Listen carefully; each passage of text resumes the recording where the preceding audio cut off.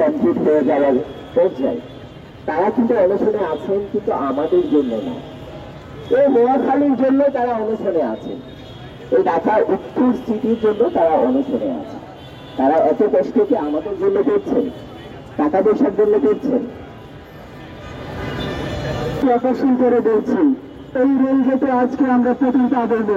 এই রেলগেটে 10 জুলাই প্রথম পা দিয়েছিলাম যখন স্বৈরাচার হাসিনার সেই অপরাধ বিভিন্ন কার্যক্রমে গণসংস্কার আন্দোলনের আমরা পরবর্তীতে 5ই আগস্ট পর্যন্ত এইখানে আন্দোলন করেছিলাম।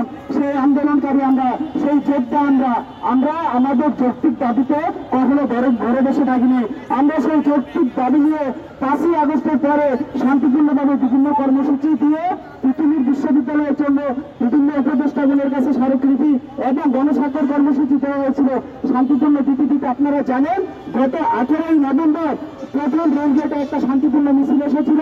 তখন আমাদের এই রেলগেটে প্রশাসনের অবহেলিতা এবং কিছু তৃতীয় পক্ষের কারণে একটু বিশৃঙ্খলা হয়েছে এবং প্রশাসনের অনুরোধে এই দিন আমরা এই স্থান ত্যাগ করেছিলাম। একটি কারণে আমাদের প্রতিনিধিদের তারা রাষ্ট্রের সাথে বসার জন্য নিয়ে গেছিল।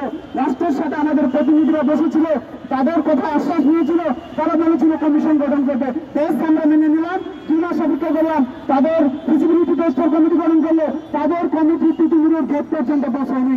সেই জন্য শিক্ষার্থীরা